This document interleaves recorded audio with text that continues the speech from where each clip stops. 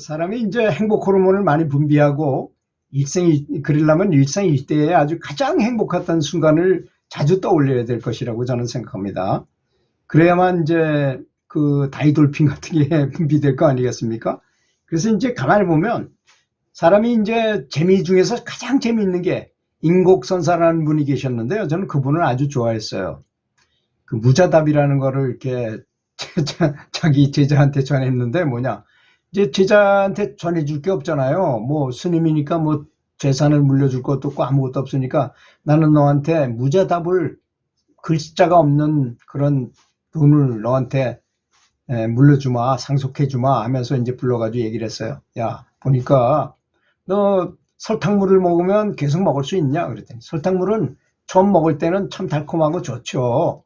또 찰밥을 먹는 것 계속 먹으면 괜찮겠느냐? 질립니다. 아무리 맛있어도 처음에는 몇 번 먹으면 맛있지만 계속 먹으면 물려서 먹질 못해요. 그런 거와 마찬가지다. 설탕물보다 그냥 맹물은 아무리 먹어도 몸에 이롭고 좋기만 하다. 그렇지만 설탕물은 계속 먹으면 당뇨에도 걸리고 몸에도 안 좋고 부작용도 많고 계속 먹을 수도 없다.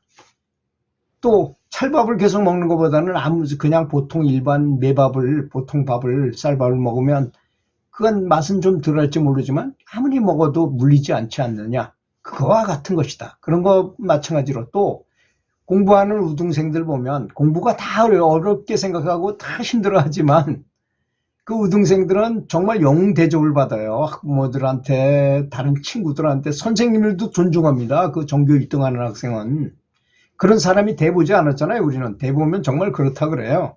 그리고 졸업하면 뭐 제일 좋은 대학에 가고 제일 좋은 과를 나와서 제일 좋은 직장에 취직, 그런 사람은 특별히 뽑아가지고 그 제대로 된 회사에서 CEO로 아예 키우는 경우도 있어요. 제 동생이 그렇게 돼가지고 먼 친척의 동생이 당숙의 아들이 그렇게 해가지고 뭐 이렇게 S5일의 사장까지 하고 하는 친구를 보니까 아예 학교 다닐 때 성품도 그렇고 리더십도 있고 공부도 잘하고 발표도 잘하고 뭐든지 잘하니까 이 친구를 취직을 시켜가지고 졸업해서 취직시켜가지고 부인하고 같이 유학을 보내요.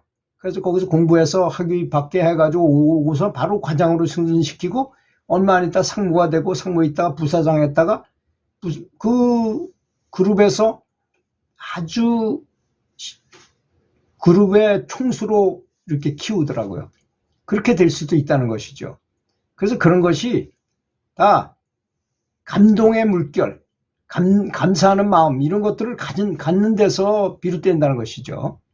자, 그래서 저는 제 인생에서 남을 위해서 봉사해가지고 뭐 저는 한 번도 그런 감격스러운 장면을 보지 못하고 자란 사람이에요. 어릴 때부터 뭐 그저 풍족한 집안에 자라가지고 그렇다고 제가 뭐 시내에서 삐까번쩍한 집에서 자란 건 아니고 시골에서 자랐지만 우리 집에 일꾼이 3명이나 있었고요. 뭐 농토도 많고 아버님은 사업도 하고 뭐 해가지고 괜찮은 집안에서 자라다 보니까 뭐 그렇다고 꼴도 뵐 수 있었고요. 저는 뭐 소고기도 매저 깍지도 썰고 작두질도 할 줄 알고 그렇습니다. 그렇게 생활했지 뭐 그렇게 뭐 시골이라 해가지고 뭐 그렇게 놀거나 뭐 이렇게 살지는 않아요. 그 대신 이제 호미를 들고 밭에 가서 밭을 메거나 모를 심거나 이런 건 한 번도 안 해봤던 것 같아요. 그래서 그렇게 자랐기 때문에 남한테 이렇게 베풀거나 무슨 뭐 봉사활동을 하거나 한 기억이 없는데요. 하루는 이제 듣자니까 우리 도반 중에 한 명이 아주 어렵게 산다는 거예요. 남의 집을 빌려가지고 사는데 아주 너무 어렵다는 거예요. 상황이. 그래서 그 좋은 쌀을 2포대를 짊어지고 가가지고 그 집에 갖다 주면서 거기서 2박 3일 동안 대화도 하면서 식사도 하고 너무 재밌게 지내다가 이렇게 헤어지게 되는 날 그 언덕에 올라가서 차에 타서 이제 가야 되는데 그분들이 이제 눈물을 흘리면서 잘 가라고 인사를 싹 언덕을 차를 타고 올라가는데 나도 모르게 이건 영원히 감동한 눈물이더라고요. 생전 처음 눈물을 흘려봤어요. 눈물이 그냥 폭포수처럼 쏟아지면서 그냥 영원히 막 흥분한 그런 눈물이 나더라고요. 그래서 사람들이 그렇게 봉사활동을 하는 것이에요. 돈이 많든 적든 열일 제껴놓고 봉사활동 다니신 분들은 그래서 그런 거예요. 다른 영혼한테 그렇게 잘 해줬을 때. 또 하나의 예는 제가 이제 장학사를 할 때 그 여중에 그 교장 선생님하고 대화를 하기 교장실에 찾아뵙고서 이제 학교 근황을 듣고 하느라고 갔는데 그 교장 선생님이 그래요. 그 교장 선생님 부인이 그 원주에 기독교 병원이라는 가장 큰 병원이 있는데 거기에 간호부장, 위원장까지 하신 분이에요. 제일 높은 직위에 있었던 분이 있었어요. 그래서 굉장히 유명했어요. 그분에 대해서. 그 교장 선생님보다도 그분이 더 유명했던 것 같아요. 그래서 이제 그분이 어떻게 지내시냐 퇴임을 했는데 어떻게 지내고 계시냐고 물어봤어요. 그랬더니 아주 재밌게 지낸데 뭘 어떻게 하시는지 재밌게 지내십니까? 했더니 요즘 자기가 간호사 출신이니까 봉사활동을 다닌다고 목욕 봉사를 다닌답니다. 그래서 지체가 부자유하신 분 노인네들 있잖아요. 목욕 다라이를 하나 준비해가지고 가서 목욕차에서 물을 받아가지고 거기다 놓고 이제 목욕을 시켜드리는 거예요. 그럼 이제 목욕을 시켜드리는데 노인네들이 움직이지 못하니까 안아가지고 와가지고 옷 벗기고 목욕 해주고 하는데 땀이 뻘뻘 나고 너무 힘들더래요. 그 힘들어가지고 막 이렇게 밀어주고 나서 이제 그러면 이제 힘들었지만 그 할머니가 있잖아요. 이분한테 해줄 게 아무것도 없잖아요. 그러니까 눈물을 흘리면서 언니 고마워. 다음 주에도 또 올 거지? 이러더라는 거예요. 그 말에 다음 이거 하면서 너무 힘들어가지고 에이 다음 주엔 절대 안 와야지. 내 돈 들여가지고 이렇게 쎄빠지게 힘들게 내가 이렇게 해가지고 이게 무슨 놈의 봉사활동이냐고 안 오려고 그러는데 그 노인네가 언니 눈물을 또 고마워가지고 씻지 못하는 분을 이렇게 내 몸처럼 닦아주니까 얼마나 고맙겠어요. 개운하고. 그러니까 이 할머니가 울면 이렇게 눈물을 맺힌 눈으로 언니 다음 주에 또 올 거지? 한마디에 안 간다고 그렇게 마음 먹다가 마음이 싹 바뀌면서 눈물이 욱욱 나오더래요.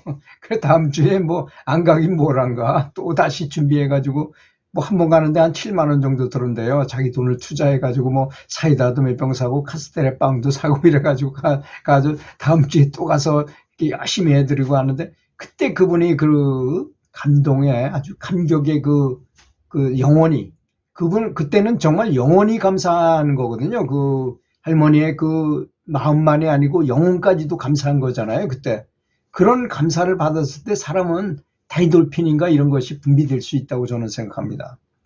그래서 그런 것 그리고 저는 이제 친구가 스님이었다 그러잖아요. 스님이 이제 경봉 스님이라는 그 대선사의 시봉을 시자 노릇을 한 거예요. 이 친구가.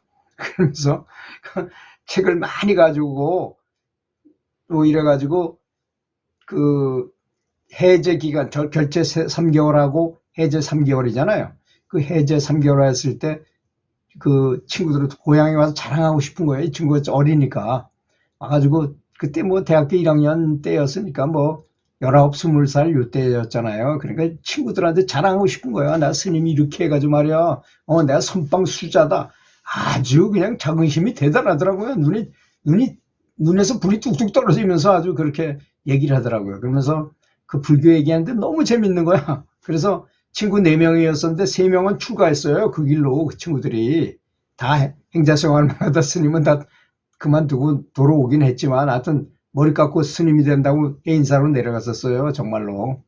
근데 저한테는 그 책 보따리를 한 보따리를 갖다 주고 저는 출간을 안 해도 된다는 생각이 괜히 들더라고요. 전 출간을 안 했지만 그 책을 보고 저는 초발심을 경험했어요. 그 대신 정말 엄청난 초발심을 경험했어요. 특히 그 고승법어집 속에 있는 만공선사, 효봉선사, 인곡선사, 정강선사 뭐 이런 분들의 하남선사 뭐 이런 분들의 그 법문을 듣고 만공선사 이런 분들의 법문을 들면서 제가 완전 몰입이 됐어요. 정말 그렇게 신심이 강렬하게 그게 초발심이었더라고요. 저는 그런 게 왜 그런지도 모르고 누구나 다 그런 줄 알았어요. 누구나 다. 그게 원래 그렇더라고요. 뭘 체험하면 꼭 그렇더라고요. 그때 아주 정말 크나큰 초발심을 경험하기도 했습니다. 이런 거를 자꾸 생각한다면, 이런 생각을 자꾸 하게 된다면 그때로 돌아가서 그때로 다시 세팅이 되는 거 아니겠습니까? 그렇잖아요? 우리가 뭐 수많은 사람들이 모여서 이렇게 했던 국제선 같은 거를 다시 기억해서 내가 그 속에 앉아서 같이 명상했을 때를 상상하면 그대로 되는 겁니다. 몸과 그 상황이 그대로 재현이 돼요. 저는 영능자를 많이 양성해가지고 같이 있었다 그랬잖아요. 그렇게 상상하면 그대로 됩니다.